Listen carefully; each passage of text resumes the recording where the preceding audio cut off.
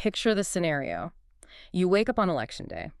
You go down to your local polling place. You stand in line. You hold a paper ballot. Mm-hmm. The country you're in, it has a constitution. It has a parliament. The news is always talking about the president and the Supreme Court. I mean, if you looked it up online, it would definitely be called a republic. On paper, everything looks, well, correct. The hardware of democracy is all there, the institutions, the titles. Right. But then you look at the names on the ballot and you realize the guy at the top, he's been there for 30 years, maybe 40. Or maybe his father was there for 40 years and this is the son. Exactly. And that's when you realize that while you're going through the motions of a republic, the reality feels very, very different. That's where the illusion starts to flicker, isn't it? You realize that the hardware is a republic, but the software running the machine is something else entirely. It's operating almost exactly like a monarchy. And that is the paradox we are unpacking today. We're looking at a specific political phenomenon our sources are calling the monarchic presidency.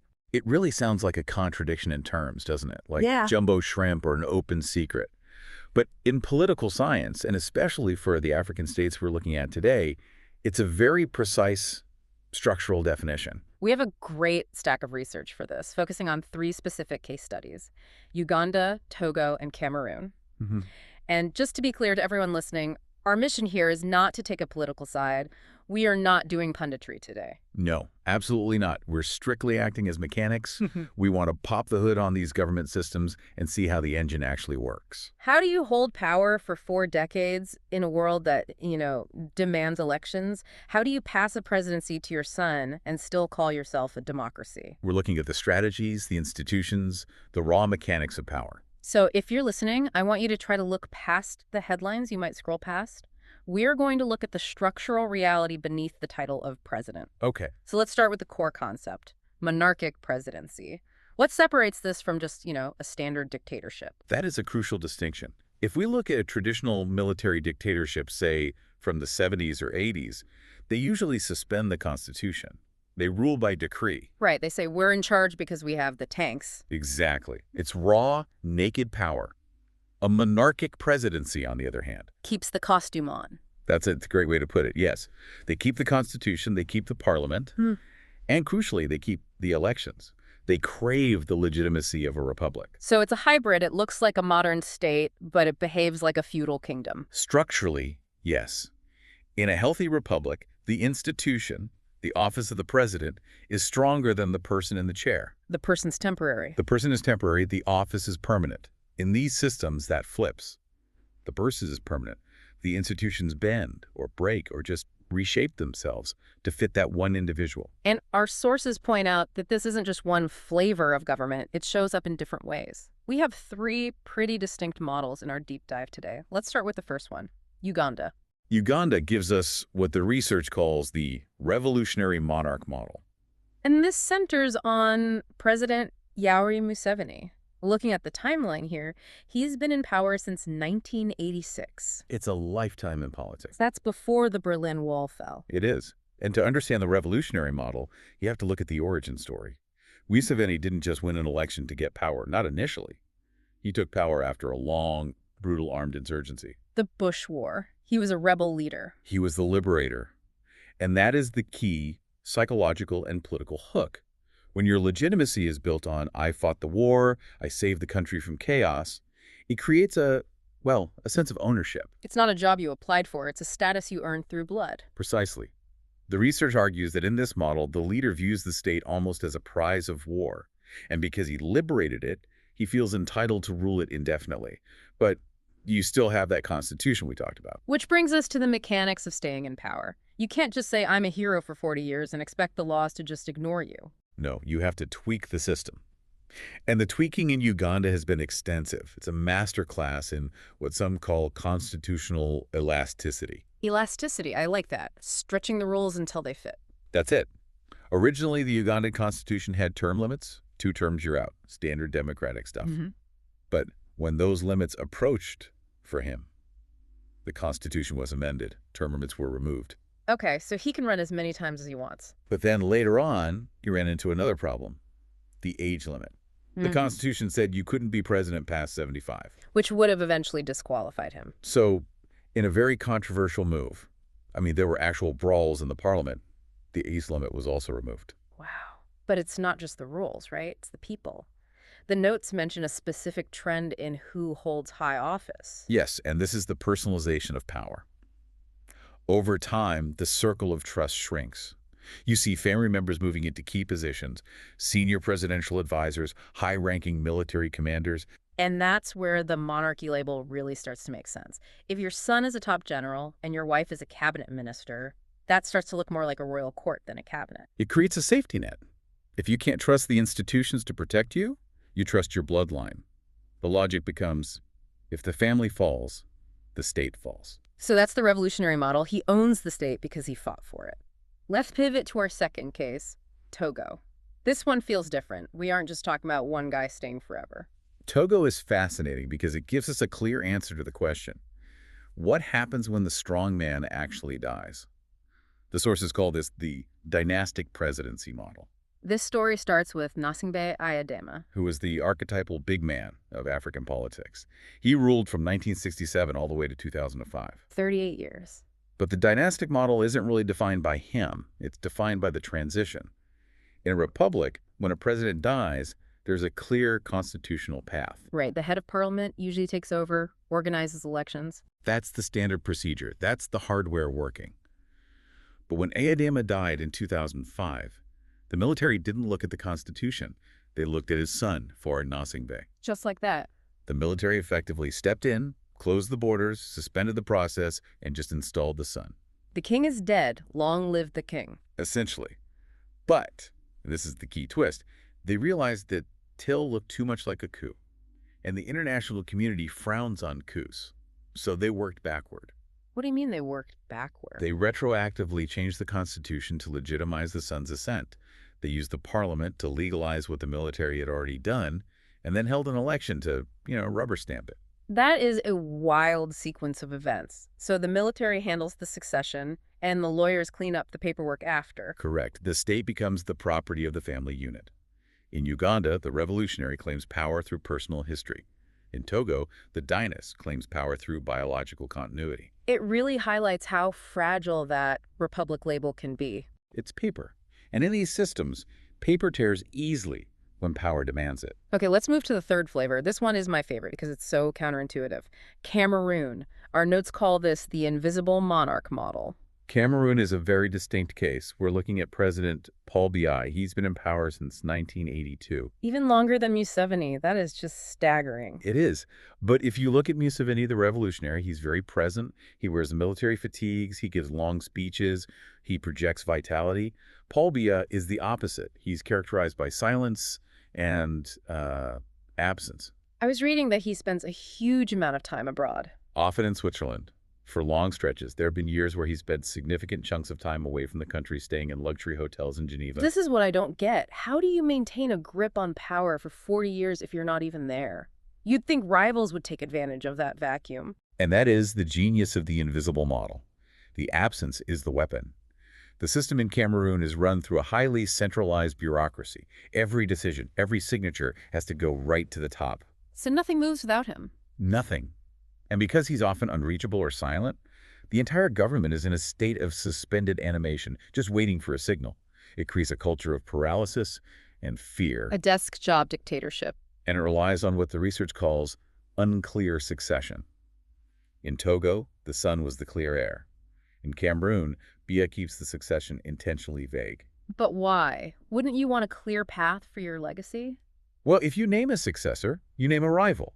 If everyone knows who the next king is, power starts to shift to him while you're still alive. By keeping it a mystery, BI forces everyone to keep competing for his favor. That is incredibly Machiavellian. The uncertainty keeps him safe. It keeps the elites off balance. They spend their energy fighting each other for a spot in line rather than fighting him. So we have the revolutionary, the dynast, and the invisible bureaucrat. 3 different paths to the same endpoint. Absolute long-term power. Exactly. But there's a recurring theme here we need to address. All 3 of these countries hold elections. They do. Why? If you own the military and the bureaucracy, why go through the hassle? Why not just declare yourself president for life and be done with it? Because in the 21st century, you need the badge of democracy to do business. You need the photo op. The sources describe these elections as procedural and legitimizing. Procedural meaning? Just checking a box. It's a ritual. Think of it like a coronation ceremony. The outcome isn't in doubt. We aren't all biting our nails waiting for the swing states to report. Everyone knows who will win. So what's the experience for the opposition? I assume there are other names on the ballot. Oh, usually, yes. But the playing field is tilted, so vertically it's basically a wall. The opposition can run, but they cannot win. And how do they stop them? Is it just stuffing ballot boxes? Sometimes, but it's often more sophisticated. It's legal hurdles, restricting access to media, financing. I mean, if the president controls the state treasury and the state TV station, and you're an opposition candidate with a megaphone, it's not really a competition. It's theater. It's theater with very high stakes. It validates the Republic part of the name. It allows them to say to the UN, to the World Bank, look, we voted. We're a member of the club. Now about that loan. But what if the theater breaks down? What if people get tired of the script and actually vote for the other guy? Or take to the streets? And that brings us to the other pillar of survival. You can't rely on elections alone. You need the security sector. The muscle. The muscle. But it's not just having an army. In a monarchic presidency, the security forces are re-engineered. Their loyalty is not to the Constitution or to the state in some abstract sense. Their loyalty is to the person. How do you ensure that? You use tribal loyalties, regional ties, or just cold, hard cash. The research highlights preferential treatment. You pay the generals well. But more importantly, you create elite units. Like a Praetorian Guard. Exactly. You have the regular army, maybe poorly paid, ill-equipped, and then you have the Republican Guard or the Special Forces. They get the best training, the best weapons, the best pay, and they report directly to the president or his family. So if the regular army gets ideas or the people protest, you have this elite hammer to drop on them. And they dominate intelligence. They know who is whispering what. This combination, the procedural election for the outsiders and the personalized security for the insiders, that's what keeps the machine running. It seems like a fortress. But this brings me to the international angle. The diplomats know this. The UN knows this. Why is there so much tolerance? It's the question that frustrates so many people. And the answer, according to our analysis, is just cold, hard pragmatism. Realpolitik. The experts outline a few reasons. The biggest one is stability. Better the devil you know. Precisely. These countries are often in volatile regions. If you have a leader who has been the center of gravity for 30 years, removing him creates a vacuum. And external actors are terrified of vacuums. They fear that if the strongman falls, chaos follows. And chaos is bad for business, bad for security. So they make a calculation. They prefer a predictable autocrat over an unpredictable democracy. And there's the security cooperation angle, right? A huge factor. Many of these leaders have positioned themselves as key allies in the fight against terrorism. They send troops on peacekeeping missions. They host drone bases. All right, this is your transaction. I'll keep the region quiet for you. You stop asking questions about why I've been president for 40 years. And it works. It buys them a tremendous amount of leeway. You might get a strongly worded letter about human rights, but the aid money keeps flowing. It's cynical, but you can see the logic. It's the reality of the international system. It values order above almost everything else. So let's try to pull this all together. We've looked at the three flavors, Uganda, Togo, Cameroon, and the mechanics. When you look at these three distinct cases, what's the common DNA? Despite the different backstories, they share two core traits. First, what we call institutional subordination. Meaning the institutions work for the boss. Correct. The courts, the parliament, they are not independent referees. They are tools in the president's toolbox. And second, controlled competition. You can play, but you can't win. Exactly. It's a system designed to absorb dissent without actually changing anything. It lets the steam out of the kettle without turning off the heat. So, looking forward, what does the analysis say about the future? These systems seem incredibly durable. They are. They're adaptable. They have one fatal flaw they cannot engineer their way out of. Biology. Biology. The great uncertainty. Because power is so personalized, so tied to one individual, what happens when they are gone? The system is built around a keystone. You pull the keystone out, does the arch hold? That is the multi-billion-dollar question. In Togo, they managed the transfer to the sun, but that took a soft coup. In Uganda, in Cameroon, the outcomes are completely uncertain. And if the institutions are weak because the leader spent 40 years making them weak to stay in power, then there's nothing to manage the transition. That's it. If the parliament and courts are just rubber stamps, they can't mediate a crisis. If the military is split, you risk conflict. The stability they promise is actually incredibly brittle. It feels like holding your breath for decades. And the exhale can be explosive. The long-term social and economic impacts of this uncertainty are the dark cloud hanging over these nations. Everyone is just waiting. Well, we have certainly unpacked a lot. We've gone from the hills of Uganda to the quiet, paralyzed offices of Cameroon. We've seen 3 different ways to build a monarchy inside the shell of a republic. And I think the key takeaway for you, the listener, is to understand that politics is often about more than what's written down. You have to look at the informal practices, the loyalty, the family ties, to really see how a state functions. Absolutely. It helps you read the news differently. When you see an election result from one of these regions, you know to ask, is this a competition or is this a ritual? And, to look for the mechanics of survival. Who controls the elite units? Who is the sun waiting in the wings? That's where the real politics is happening. Before we go, I want to leave our listeners with one final thought. We talked about stability being the main selling point for these systems. Keep me in power and I will give you stability. That's the bargain. But here's the thought to chew on. If the primary goal is stability through longevity, and that longevity requires hollowing out the very institutions that ensure a stable government, isn't that stability just a form of fragility? It's the ultimate paradox. By making themselves indispensable, they make the state inherently vulnerable. They're building a castle on sand, hoping the tide never comes in. A fascinating contradiction to end on. That's all for this deep dive into the monarch systems of African presidencies. Thanks for listening, and stay curious.